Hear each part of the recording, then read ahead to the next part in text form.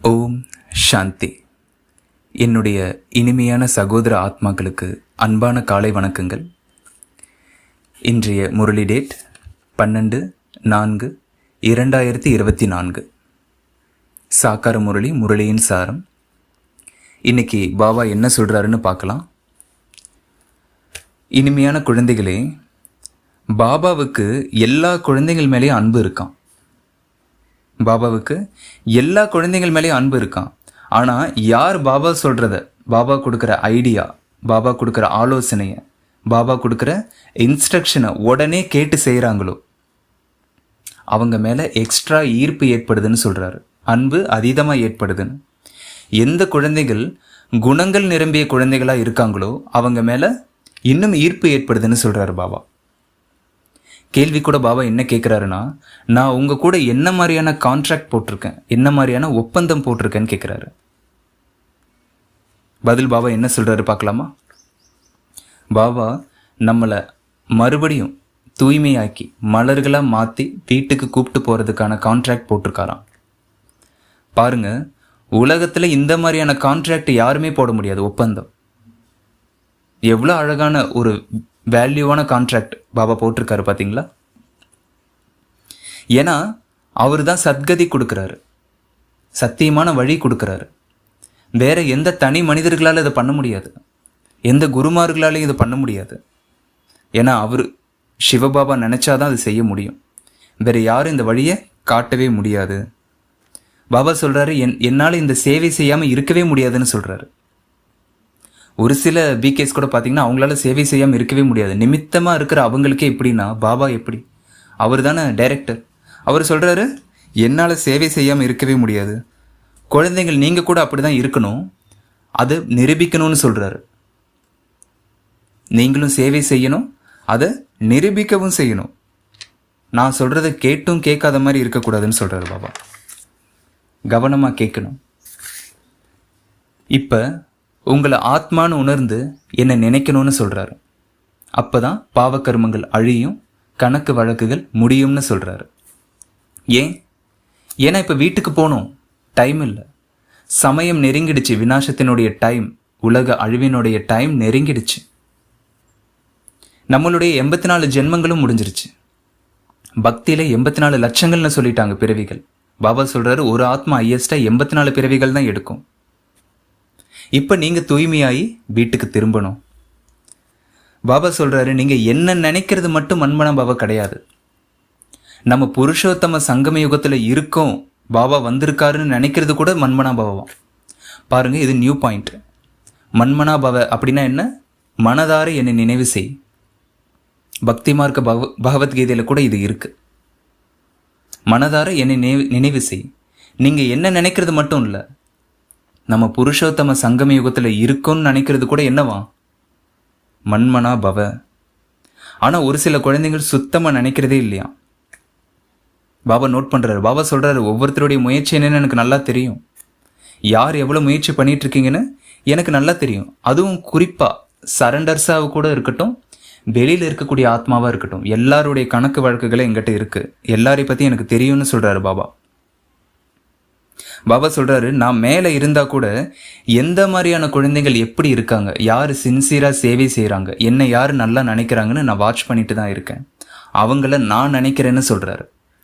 என்னுடைய பார்வையில் இருந்து யாரும் தப்ப முடியாது. ஒவ்வொரு மலர்களும் ஒவ்வொரு மாதிரி இருக்காங்களாம். மலர்கள்னு பாபா நம்மளை தான் குறிப்பிடுறாரு. ஆனால் செக் பண்ணுறாராம் பாபா, எந்த மலர்கள் கிட்ட என்னென்ன குணங்கள் இருக்குது அப்படின்றத செக் பண்ணுறாராம். அப்பப்போ பார்க்குறேன்னு சொல்கிறாரு பாபா. ஆனால் சில மலர்கள் கிட்ட குணமே இல்லையா. பாபா கேட்குறாரு, அப்படியாப்பட்டவங்கள நான் என்ன செய்யறது? பாபா சொல்கிறாரு, நான் தூய்மையான காந்தம் போல இருக்கேன், சக்தியின் சுரூபமாக இருக்கேன். அப்போ அப்படியாப்பட்ட குழந்தைகளை நான் என்ன பண்ணுவேன்? கொஞ்சம் சக்தி கொடுத்து அட்ராக்ட் பண்ணுவேன். பாபா நம்மை காந்தம் போல கவர்ந்து இழுக்கிறார். ஏன்னா அவர் ஒரு பவர் தானே. அவர் எப்போவுமே பவர்ஃபுல்லாக இருக்கார் இல்லையா. பாபா ஏன் இந்த ரகசியத்தில் நம்மக்கிட்ட சொல்கிறாரு தெரியுமா? நம்ம போய் எல்லாருக்கும் சொல்லணுங்கிறதுக்காக தான். நமக்குள்ளேயே வச்சுக்கிறதுக்காக இல்லை. நீங்கள் எல்லாருக்கும் போய் சொல்லணுங்கிறதுக்காக தான் நான் இது உங்களுக்கு சொல்கிறேன். நான் வந்திருக்கிறதே எதுக்கு? உங்களை உலகத்தின் எஜமானனா மாத்துறதுக்காக, ராஜ்யத்தை கையில் கொடுக்கறதுக்காக. ஆனால் பாபா சொல்கிறாரு, நீங்கள் எவ்வளோ முயற்சி பண்ணுறீங்களோ அதுக்கேற்ற பதவி தான் கிடைக்கும். ராஜ்யத்தில் சத்தியுகம் ஆரம்பத்திலே வரணும்னா நீங்கள் நல்ல முயற்சி பண்ணியிருக்கணும். பதவியும் நல்லா கிடைக்கணும்னா நல்ல முயற்சி பண்ணியிருக்கணும். இல்லைன்னா என்ன செய்ய முடியும்? பாபா சொல்கிறாரு, நீங்கள் எவ்வளோ முயற்சி பண்ணீங்களோ அதை கூட எழுதி எங்கிட்ட சப்மிட் பண்ணுங்கன்னு சொல்கிறாரு. அது மட்டும் இல்லை, நீங்கள் என்ன தொழில் பண்ணுறீங்க, உங்களுடைய வருமானம் என்ன, அந்த டீட்டெயில்ஸ் கூட எனக்கு வேணுன்றாரு பாபா. யாராவது புத்திசாலியான நிமித்தமான ஆத்மாக்கள் பிராமணிகள் இருந்தால் அதை அவங்க கேட்டு வாங்கி பாபா கிட்ட சப்மிட் பண்ணணுமா? பாபா சொல்கிறாரு, ஏன்னா எல்லாரையும் பற்றியும் நான் தெரிஞ்சு வச்சுருக்கேன், எனக்கு எல்லாமே தெரியும்னு சொல்கிறாரு பாபா. ஏன்னா ஒவ்வொரு மலர்களும் விதவிதமாக இருக்குது. மலர்கள்னு பாபா நம்மளை தான் குறிப்பிடுறாரு. பாபா சொல்கிறாரு, ஒவ்வொரு மலர்களும் விதவிதமாக இருக்குது. பாபா சொல்கிறாரு, ஆனால் ஒரு சில கேட்டகரி இருக்குது. ஒரு சில மலர்கள் முதல் தரமாக இருக்குது, ஒரு சில மலர்கள் இன்னும் குணங்களே நிரம்பலை, ஒரு சில மலர்கள்கிட்ட இன்னும் முயற்சியே இல்லை. பாபா சொல்கிறாரு, இன்னைக்கு நீங்கள் இப்படி இருக்கீங்க, ஆனால் ஒரு நாள் நீங்கள் முழுசாக மலருவீங்க. ஏன்னா ஒரு சில மலர்கள் இன்னும் மொட்டாவே இருக்குல்ல. பாபா சொல்கிறாரு, ஒரு நாள் நீங்கள் இந்த ஞானத்தை புரிஞ்சு தன்னை ஆத்மான்னு உணர்ந்து என்னை நினைவு செஞ்சு நீங்கள் மலருவீங்க. அப்போ எப்படி ஆயிடுவீங்களா? ரொம்ப அழகாக ஃபர்ஸ்ட் கிளாஸாக மாறிடுவீங்கன்னு சொல்கிறாரு பாபா. ஆனால் புரியாத வரைக்கும் முட்டாவே தான் இருப்போம். பாபா இங்கே எல்லாருக்கும் சக்தி கொடுக்குறாருன்ற கான்செப்டில் இல்லைன்னு சொல்கிறாரு. யார் என்ன முயற்சி பண்ணுறீங்களோ அதுக்கேற்ற மாதிரி தான். பாருங்கள், பாபா எல்லாரையும் நேசிக்கிறாரு, முள்ளையும் நேசிக்கிறாரு, மலரையும் நேசிக்கிறாரு. ஆனால் யார் என்ன முயற்சி பண்ணுறாங்களோ அதுக்கேற்ற சக்தி தானே கிடைக்கும். ஏன்னா பாபா இங்கே ஒரு சக்தி நிலையில் இருக்கார். அவருடைய ஃப்ரீக்குவன்சியோடு நம்ம பொருந்தி போகணும்னு சொன்னால் நம்ம தான் முயற்சி பண்ணி மேலே போகணும். அவர் தன்னுடைய ஸ்டேஜை மாற்றிக்க மாட்டார். நம்ம தான் ஸ்ரீமத்தை ஃபாலோ பண்ணணும். அவருடைய ஃப்ரீக்குவன்சி நம்மளுடைய ஃப்ரீக்குவன்சி இணையணும்.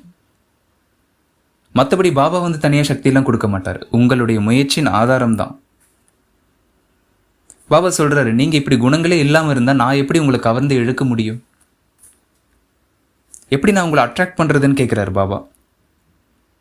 இப்படி நீங்கள் இருந்தீங்கன்னா, முயற்சி பண்ணாமல் இருந்தீங்கன்னு சொன்னால் நீங்கள் அடைய போகிற பதவி பைசாவுக்கு கூட பிரயோஜனம் இல்லைன்னு சொல்கிறாரு. அதில் எந்த பயனும் கிடையாது. ஏன்னா நான் ஒவ்வொருத்தருடைய குணத்தையும் பார்த்துக்கிட்டு இருக்கேன். நீங்கள் என்ன செஞ்சிட்டு இருக்கீங்க, எவ்வளோ முயற்சி செஞ்சுக்கிட்டு இருக்கீங்கன்னு. முயற்சியே பண்ணாத குழந்தை மேலே என்ன ஏற்படுதான் பாபாவுக்கு? அன்பும் கருணையும் ஏற்படுதான்.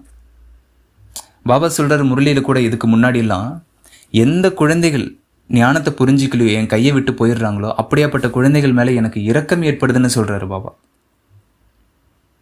அந்த அன்பால் அவருடைய கண்கள் கூட ஈரமாயிடுதான். கண்கள்னால் ஃபிசிக்கலான கண்கள் கிடையாது, அவருடைய கருணை மிக்க அந்த உள்ளம் ரொம்ப ஈரமாயிடுதான். பாபா சொல்கிறாரு, சேவாதாரி எவ்வளோ சேவை செஞ்சிட்டு இருக்கீங்க அப்படிங்கிறத நோட் பண்ணுங்க. பாபா கூட நோட் பண்ணுறாராம், எந்தெந்த சேவாதாரிகள் என்னென்ன சேவை செஞ்சுக்கிட்டு இருக்காங்க அப்படின்னு. ஒரு சில சேவாதாரிகள் சேவை செய்யாமல் இருக்கவே முடியாதான், சேவை செய்யாமல் அவங்களால ரெஸ்ட் எடுக்கவே முடியாதான். அப்படியேப்பட்ட சேவாதாரிகளும் இருக்காங்க. ஆனால் ஒரு சில சேவாதாரிகள் சேவை செய்யறதே இல்லையா, சேவை செய்யறது எப்படின்னே தெரியலையா, யோகத்திலேயே அமர்றது கிடையாதான், நினைவும் இல்லை, சேவையும் இல்லை, தாரணையும் இல்லை. இப்படி இருந்தால் என்ன பண்ண முடியும்னு சொல்கிறாரு பாபா. பாபா புரிஞ்சுக்கிறாரா, சரி ஓகே, இந்த குழந்தையினுடைய முயற்சி அவ்வளோதான். இந்த குழந்தை என்ன பதவி அடைய போகுது? யாரும் இங்கு மறைந்திருக்க முடியாது. லௌகிக்க மனுஷங்களை நம்ம ஏமாற்றலாம், கடவுளை ஏமாற்ற முடியுமா? பாபா அதான் சொல்கிறாரு பாருங்க, யாரும் இங்கு மறைந்திருக்க முடியாது. அவருக்கு எல்லாமே தெரியும், எல்லாரையும் வாட்ச் பண்ணிட்டு இருக்காரு. குரானில் கூட இருக்கு, நம்ம கழுத்துக்கு மேலே கடைசியாக நம்மளுடைய தலைமுடி இருக்குல்ல, கழுத்து பகுதிக்கு மேலே, இதை விட அல்லாஹ் அருகில் இருக்காராம். பாருங்க, இங்கே ஃபிசிக்கலாக பாபா பக்கத்தில் இல்லை, ஆனால் அவர் அவ்வளோ சக்தி வாய்ந்தவர். அவருடைய கண்காணிப்பு எங்கேயும் நிறைந்திருக்கு. அதுதான் குரானில் கூட குறிப்பிடப்பட்டிருக்கு. கவனம், பாபா நம்மளை எச்சரிக்கிறாரு. ஒரு சில குழந்தைகள்லாம் இருப்பாங்க, நிமித்தமாக இருக்கக்கூடிய, புத்திசாலியாக இருக்கக்கூடிய கருவிகள்லாம் பாபா சொல்கிறாரு, இதெல்லாம் நோட் பண்ணி எனக்கு அனுப்புங்கன்னு சொல்கிறாரு. அப்படி எனக்கு நோட் பண்ணி அனுப்புனீங்கன்னா யார் எவ்வளோ முயற்சி பண்ணுறாங்க, யார் எவ்வளோ சேவை செய்கிறாங்க, இதனுடைய கணக்கை எனக்கு நீங்கள் அனுப்புனீங்கன்னு சொன்னால் நானும் தெரிஞ்சுப்பேன், எனக்கும் அந்த விஷயங்கள் வந்து சேரும்னு சொல்கிறாரு. ஏன்னா பாட்டு கூட இருக்கு, நீங்கள் முள்ளையும் நேசிக்கிறீங்க, மலரையும் நேசிக்கிறீங்க இல்லையா? அதனுடைய அர்த்தம் என்ன? பாபா 100% விலகியவர், அதே சமயம் 100% அன்பானவர். பாபா 100% விலகியவர், 100% அன்பானவர். அதனால தான் தனிப்பட்ட எந்த குழந்தைகள் மேலேயும் இவங்க மேலே தான் நான் பாசம் வைப்பேன், இவங்க மேலே பாசம் வைக்க மாட்டேன், இவங்க சரண்டர்ஸ், இவங்க வெளியே இருக்காங்க, இவங்க இத்தனை வருஷம் இருக்காங்க, இவங்க இப்போ தான் வந்தாங்க, அப்படிலாம் கிடையாது. இங்கே ஆதாரம் முயற்சி தான், வேறு எதுவும் கிடையாது. ஆனால் பாபா சொல்கிறாரு வரிசைப்படி அப்படின்றதும் இருக்குது. ஒரு குழந்தை நல்ல முயற்சி பண்ணுது, நல்ல சேவை செய்யுதுன்னா அதுக்கேற்ற சக்தியை நான் கொடுத்து தானே ஆகணும். ஒரு சில குழந்தைகள் முயற்சியை பண்ணலன்னா நான் என்ன பண்ண முடியும்? ஸோ முயற்சி தான் ஆதாரம். பாபா சொல்கிறாரு, நான் என்ன சொல்கிறேனோ அதை உடனே நீங்கள் செஞ்சு காட்டணுன்றாரு. லௌகிக்கத்தில் கூட ஒரு குழந்தைகள் அம்மா அப்பா சொல்கிறத உடனே செஞ்சுட்டா எவ்வளோ சந்தோஷமாக இருக்கும். பாபா தான் சொல்கிறார், நான் என்ன சொல்கிறேன்னா அதை உடனே நீங்கள் செஞ்சு காட்டணும். அப்போ பாபாவுக்கு தெரிஞ்சிருமா, இந்த குழந்தை நம்ம நம்பிக்கையான குழந்தை, இந்த குழந்தைய நம்ம நம்பலாம் அப்படின்னு பாபாவுக்கு தெரிஞ்சிருமா. அவங்க மேலே என்ன பண்ணுதான், பாபாவுக்கு அதிகமான அன்பு வருதான், கவர்ச்சி வருதான். பாபா சொல்கிறாரு, பாபாவை முற்றிலும் சரணடைந்து விடுவது போல ஈர்ப்பு ஏற்படுதான். அந்த டைமில் எப்படி இருக்கான், பாபா கிட்டே நம்மளை அர்ப்பணம் பண்ணிட்டா மாதிரி ஈர்ப்பு ஏற்படுதான், அட்ராக்ஷன். ஆனால் எதுவரை உங்கள் ஆத்மாவில் உள்ள துரு நீங்கவில்லையோ, அந்த கரை போகவில்லையோ அதுவரை அட்ராக்ஷன் ஆகாதுன்னு சொல்கிறார் பாபா. எப்போ நம்மளை ஆத்மான்னு உணர முடியும், எப்போ பாபா கிட்ட இருந்து சக்தி வாங்க முடியும்? ஆத்மாவில் இருக்க கரை கொஞ்சமாவது நீங்கணும். பாவக்கர்மங்கள் அதிகமாக இருக்குது ஏற்கனவே. இந்த ஆத்மான்ற வைரத்தை பாவக்கர்மம் அப்படிங்கிற சேரு முழுசாக மூடி இருக்கு. இது கொஞ்சம் விலகுனாதான் என்ன ஆகும், நான் ஆத்மான்னு உணர முடியும், பாபா கிட்ட இருந்து சக்தி வாங்க முடியும். அதை தான் பாபா துருன்னு சொல்கிறாரு, தங்கத்தில் பிடிச்சிருக்க துரு. அப்போ தான் அட்ராக்ஷன் வரும், இல்லைன்னா வராது. ஒவ்வொருத்தரையும் நான் வாட்ச் பண்ணிக்கிட்டு இருக்கேன். ஆனால் இந்த சீக்ரெட்டை உலகத்தில் இருக்க யாரும் தெரிஞ்சுக்கல, இந்த ரகசியத்தை. ஏன் தெரியுமா? நம்ம ரொம்ப கம்மியாக இருக்கும். பாருங்கள், 800 கோடி மக்கள் தொகை, ஆனால் பிகேஸ் வெறும் 15 லட்சம் பேர், சரண்டர்ஸ் வெறும் 30,000 35,000 பேர் தான் இருப்பாங்க அதிகபட்சம். அதனால் இந்த உலகத்தினர் தெரிஞ்சிருக்கவில்லை. பாபா சொல்கிறாரு, நீங்கள் கம்மியாக இருக்கிறதுனால மட்டும் அவங்க தெரிஞ்சுக்காம இல்லை, உங்கள் முயற்சியும் கம்மியாக இருக்குன்னு சொல்கிறாரு. என்ன சொல்கிறாரு பாபா? குவான்டிட்டி மட்டும் இல்லை, குவாலிட்டியும் கம்மியாக இருக்குது. அதனால தான் இன்னும் தெரிஞ்சுக்கல. ஏன்னா நம்ம உலகியல் விஷயங்களில் மாட்டிக்கிறோம், இன்னும் முழுசாக முயற்சி பண்ணலை. இன்னும் முழுசாக நல்லா முயற்சி பண்ணோம்னா நம்மளும் பிரத்யக்ஷம் ஆகிடுவோம், பாபாவும் பிரத்யக்ஷம் ஆகிடுவார். ஆனால் இன்னும் முயற்சி பண்ணலை. அதை தான் பாபா இங்கே குறிப்பிட்டு சொல்கிறார். ஏதாவது ஒரு விஷயத்தில் நீங்கள் மாட்டிக்கிறீங்க.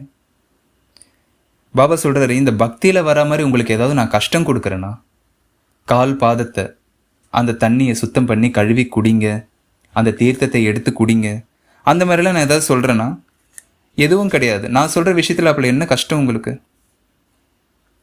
பாபா சொல்கிறாரு, என் கையை பிடிச்சு நடக்கிறது, அந்த மாதிரி விஷயத்தை நான் அனுமதிக்கிறது இல்லைன்னு சொல்கிறாரு. அதனுடைய அர்த்தம் என்ன? இது படிப்பு, நினைவு தான் ஆதாரம், ஆத்ம அன்பு தான் ஆதாரம், முயற்சி அதுதான் ஆதாரம், வேற எதுவும் வேலை இல்லைன்னு சொல்கிறாரு பாபா. ஆனால் பாபாவுக்கு கூட ரொம்ப சந்தோஷமாக இருக்கான் ஒரு சில முயற்சி பண்ணுற குழந்தைகளை பார்த்தா. ஏன்னா என்ன சந்தோஷமா அவருக்கு? இந்த குழந்தை தான் இளவரசனாக போகுது, இந்த குழந்தை தான் ராஜாவாக போகுது அப்படிங்கிற சந்தோஷமா. அதனால தான் பாபா நம்மளை முயற்சி செய்ய வச்சுக்கிட்டு இருக்காராம். பாபா நம்மளை ரொம்ப சூட்சமாக புஷ் பண்ணிட்டு இருக்காரு, நம்மளுக்கு அது தெரியல. பாபா சொல்கிறாரு, நீங்கள் சரியான கணக்கு எங்கிட்ட வைக்கணும். ஒரு சிலர் என்ன பண்ணுறாங்களா, சும்மா பந்தா பகட்டு காட்டுறதுக்காக கணக்கு எழுதுறாங்களாம். ஒரு நாள் வரது, ஒரு நாள் வராமல் இருக்கிறது, திடீர்னு 15-20 நாள் வராங்களாம், எழுதுறாங்களாம், கணக்கு வைக்கிறாங்களாம், அப்புறம் காணாமல் போயிடுறாங்களாம். பாபா சொல்கிறாரு, உங்களுக்கு டெஸ்ட் பேப்பர் வரும், அதில் நீங்கள் பாஸ் ஆகணும். இங்கே பரீட்சை கூட ரகசியமானதுன்னு சொல்கிறாரு, சீக்ரெட்டாக இருக்கும், யாருக்குமே தெரியாது. ஈவன் குழந்தைங்களுக்கு கூட தெரியாது வந்திருக்கிறது டெஸ்ட்டுன்னு. அவங்க தான் தோத்துடுறாங்க மாயா கிட்ட. பாபா ஒவ்வொருத்தருடைய தகுதி என்னங்கிறத நல்லா தெரிஞ்சு வச்சிருக்கேன்னு சொல்கிறாரு. பாபா சொல்கிறாரு, நான் சொல்கிறத உடனே கேட்டு அதை நீங்கள் நடைமுறையில் கொண்டு வந்தீங்கன்னா இந்த குழந்தைகள் கீழ்ப்படிந்தவர்கள், நம்பகமானவர்கள் அப்படின்னு சொல்ல முடியும்னு சொல்கிறாரு. நான் சொல்கிறத உடனே கேட்டால் அந்த குழந்தை ஒபீடியன்ட், நம்பிக்கைக்குரிய குழந்தை. இப்போ நீங்கள் நிறைய காரியம் செய்ய வேண்டியது இருக்குது. நான் சொல்கிறத கேட்டு நிறைய காரியம், சேவைகள் செய்ய வேண்டியது இருக்குது. ஆனால் பாபா சொல்கிறாரு, ஒரு சில நல்ல நல்ல குழந்தைகள் கூட கைவிட்டு போயிடுறாங்களாம். ஏன்னா மாயா வலிமையானதாக இருக்குது. இந்த உலகில் அட்ராக்ஷன் இதுலேருந்து கட் பண்ணி வெளியே கொண்டு போயிடுதான். பாபா சொல்கிறாரு, நீங்கள் என்னை கைவிட்டாலும் நான் யாரையும் கைவிடுறதில்லை, விவாகரத்து கொடுப்பது இல்லை. பாபா கூட நம்மளுக்கு திருமணம் நடந்தது தான். பைபிளில் இருக்கு இல்லைங்களா வசனம், நான் உன்னை மறப்பதும் இல்லை கைவிடுவதும் இல்லை. பாருங்க, அது சத்தியமான வார்த்தைகள். பாபாவும் அதான் சொல்கிறாரு. லௌகிக்கத்தில் கூட ஒரு மனைவியை விவாகரத்து கேட்டால் கணவன் கொடுக்கறதில்ல, கணவன் விவாகரத்து கேட்டால் மனைவி கொடுக்கறதில்ல. ஏன்னா ஒருத்தர் சண்டை போட்டாலும் ஒருத்தர் அன்பாக இருப்பாங்க. பாபாவும் அதான் சொல்கிறார், நீங்கள் என்னை மறந்து என் கை விட்டு போனால் கூட நான் உங்களை விடுறதா இல்லை. நான் டிவோர்ஸ்லாம் கொடுக்க முடியாது. நீங்கள் மாயாவை கல்யாணம் பண்ணால் கூட சரி, நான் உங்கள் கணவன் ஆனது தான். இதில் ஒரு சில குழந்தைங்களுக்கு நல்ல நிச்சய புத்தி இருக்கான், ஒரு சில குழந்தைகளுக்கு நிச்சய புத்தியே இல்லையாம். பாபா சொல்கிறாரு, இன்னைக்கு இங்கே இருக்காங்க, நாளைக்கு வெளியே போயிடுறாங்க. ஒரு நாள் வராங்க, ஒரு நாள் வரமாட்டேங்கிறாங்க. அப்படிப்பட்ட குழந்தைங்களை நம்ம என்ன பண்ண முடியும்? ஒரு சில குழந்தைங்களுக்கு உறுத்தல் ஏற்படுதான். ஐயோ, நான் பாபா குழந்தையாயிட்டு என்ன பண்ணிக்கிட்டு இருக்கேன், எங்கே இருக்கேன், என்ன செஞ்சுக்கிட்டு இருக்கேன் அப்படின்னு மனசு உறுத்துதான். ஒரு சிலர் சங்கமயுகத்துக்கும் வராமல் கலியுக வாழ்க்கையும் வாழாமல் நடுவில் நின்றுட்டு இருப்பாங்க. அவங்களுக்கு தான் பாபா சொல்கிறாரு, மனசு உறுத்துதான். ஐயோ, பாபா குழந்தையாயிட்டு நான் என்ன பண்ணிக்கிட்டு இருக்கேன், என்ன செஞ்சுக்கிட்டு இருக்கேன். சேவை கூட செய்கிறதில்ல. சரி, என்ன நினைக்கிறது தான் இல்லை, சேவையாவது செய்யலாம்ல, சேவை கூட செய்கிறதில்ல. அப்போது பதவி என்ன கிடைக்கும்? பாபா சொல்கிறாரு, இந்த நிமித்தமாக இருக்கீங்கல்ல டீச்சர்ஸ், கருவிகள், பாபாவினுடைய அன்பான கருவிகள். நீங்கள் சொல்கிற அவங்கள கேட்குறாரு, எத்தனை பேரை உங்களுக்கு சமமாக நீங்கள் மாற்றினீங்க? முதல்ல நீங்கள் ஆத்மான்னு உணர்ந்து எங்கிட்ட சக்திகள் வாங்கி நீங்கள் ஒரு எடுத்துக்காட்டாக மாறணும். நீங்கள் எத்தனை பேரை தனக்கு சமமாக மாற்றினீங்க? உங்களுடைய பிரஜைகள்லாம் இப்போ எங்கே? ஏன்னா நீங்கள் தான் ராஜாவாக வரப்போகிறீங்க. உங்களுடைய பிரஜைகள்லாம் எங்கே? இங்கே தான் இருக்காங்க. அவங்கள தேடி கண்டுபிடிச்சி அவங்கள சேவை செய்ய வச்சு இந்த ஞானம் கொடுத்து உங்களுக்கு சமமாக நீங்கள் மாற்றினீங்களான்னு பாபா கேட்குறாரு. அதனால தான் டீச்சர்ஸை கூட என்ன பண்ணுறாராம் பாபா, முயற்சி பண்ண வைக்கிறாராம். ஆனால் இந்த காமம் இருக்குல்ல, இந்த கோபம் இருக்குல்ல, இந்த பெரிய பூதம் தான் தடையேவான். இந்த 5 விகாரத்தில் முதல் 2 விகாரம் காமம் கோபம் தான் பெரிய பூதம்னு சொல்கிறாரு பாபா. பாபா சொல்கிறாரு, அதை ஜெயிக்கிறதுக்கு ஒரே வழி என்ன தெரியுமா? உங்களை ஆத்மான்னு உணர்ந்து என்ன நினைக்கிறது தான். அதனால் யோகத்தில் உட்காருங்கன்னு சொல்கிறாரு பாபா. பாபா நினைவில் இருந்தால் எல்லா பூதங்களும் ஓடிவிடும். நல்லது. பாபா சொல்கிறாரு, டெய்லி நைட் இரவில் உங்களுடைய கணக்கு வழக்குகளை செக் பண்ணணும்னு சொல்கிறாரு. சும்மா பந்தா பகட்டு பண்ணக்கூடாதுன்னு சொல்கிறாரு. உண்மையாக எழுதணும். 5 நிமிஷம் நினச்சா கூட 5 நிமிஷம் நினச்சேன் பாபா அப்படின்னு எழுதணும். அப்போ தான் என்ன பண்ண முடியும், அடுத்த நாள் இம்ப்ரூவ் பண்ண முடியும். நீங்கள் ரகசியமான முயற்சி பண்ணணும்னு சொல்கிறாரு. பந்தா பகட்டுக்கு இல்லை. பார்த்தீங்களா, நான் இவ்வளோ செஞ்சுட்டேன், இதை பண்ணிட்டேன், இவ்வளோ நேரம் பண்ணிட்டேன், இந்த சேவையெல்லாம் நான் செஞ்சுட்டேன், அப்படிலாம் கிடையாது. குப்தமாக இருங்க. அப்போ தான் உங்களுடைய பிராப்தி கூட டபுள் மடங்காக கிடைக்கும். பெயர் புகழுக்காக சேவை செய்கிறது பாபாவை நினைக்கிறதுலாம் இல்லை. அதெல்லாம் இங்கே வேலைக்கே ஆகாதுன்னு சொல்கிறாரு பாபா. உங்களுக்குள்ள ஏதாவது அசுர குணம் இருந்தால், அவகுணம் இருந்தால் அதை செக் பண்ணி வெளியேற்றிடணும்னு சொல்கிறாரு. ஃபோனில் கூட வைரஸ் வந்துருச்சுன்னா ஆன்டிவைரஸ் அந்த ஆப் போட்டு நம்ம கிளியர் பண்ணுறோம்ல, அந்த மாதிரி அதை செக் பண்ணணும்னு சொல்கிறாரு. வரதானம் கூட பாபா என்ன கொடுக்குறாருன்னா, வைராக்கிய விருத்தியின் மூலம் இந்த சாரமற்ற உலகில் பற்றற்றவர் ஆகக்கூடிய உண்மையான ராஜ ரிஷி ஆகுக. வரதானம் என்ன? வைராக்கிய விருத்தியின் மூலம் இந்த சாரமற்ற உலகில் பற்றற்றவர் ஆகக்கூடிய உண்மையான ராஜ ரிஷி ஆகுக. ராஜரிஷினா என்ன? ராஜ்யம் இருந்தாலும் கூட எல்லையற்ற வைராக்கியம். பாருங்க, நம்ம தான் ஜெயிக்க போகிறோம், நம்ம தான் ராஜாவாக போகிறோம், அந்த ராஜ்யம் நமக்கு தான் கிடைக்க போகுதுன்னு நிச்சய புத்தி இருந்தால் கூட, நாடகத்தில் இருந்தால் கூட, இந்த கலியுகத்தில் நீங்கள் எல்லையற்ற வைராக்கியம் வைக்கணும்னு சொல்கிறாரு பாபா. அவங்க தான் ராஜ ரிஷி. கூடவே என்ன பண்ணணும்? இந்த தேகம் மற்றும் தேகத்தின் கூட இந்த பழைய உலகத்தினுடைய துளி அளவு பற்று கூட இருக்கக்கூடாது. இந்த உடம்பு மேலேயும் சரி, இந்த சாரமற்ற உலகம்னு சொல்றாரு இந்த கலியுகத்தை. சாரம்னா என்ன? கொஞ்சம் கூட அர்த்தமே இல்லை, எசன்ஸே இல்லை, காக்கையினுடைய எச்சிலுக்கு சமம்னு சொல்றாரு பாபா. இந்த உடம்பு மேல, இந்த உலகத்தின் மேல கொஞ்சம் கூட அட்ராக்ஷன் இருக்கவே கூடாது, அட்டாச்மெண்ட் இருக்கவே கூடாதுன்னு சொல்றாரு பாபா. அது எப்படி குறிப்பிடுறாரு பாருங்க. எந்த பற்றுதலும் இருக்கக்கூடாது, அடிமைத்தனமும் இருக்கக்கூடாது. அடிமைத்தனம்னா என்ன? மனுஷங்களுக்கு அடிமையாக இருக்கிறது, உணவுக்கு அடிமையாக இருக்கிறது, இந்த மாதிரி எந்த விஷயமும் இருக்கக்கூடாது. அவங்கள தான் எப்படி கூற முடியும்? அவங்க தான் ராஜ ரிஷி, அவங்க தான் தபஸ்வி. ஸ்லோகன் கூட பாபா என்ன சொல்றாருன்னா, யுக்தி யுக்த் வார்த்தை என்றால் அதில் இனிமை மற்றும் சுபபாவனை நிறைந்திருக்க வேண்டும். யுக்தி யுக்தான யுக்தியான சக்தி வாய்ந்த வார்த்தைகள் எப்படி இருக்கணும்னா அதில் இனிமையும் இருக்கணும், சுபபாவனையும் நிறைந்திருக்க வேண்டும்னு சொல்கிறாரு பாபா. இன்னைக்கு பாபா சொன்ன பாயிண்ட்ஸ் எல்லாம் உங்களுக்கு நல்லா புரிஞ்சிருக்குன்னு நம்புகிறேன். அதை தாரணை பண்ணுங்க, நடைமுறை வாழ்க்கையில் பயன்படுத்துங்க, அப்ளை பண்ணுங்க. எல்லோருக்கும் நன்றிகள். நன்றி பாபா. ஓம் சாந்தி.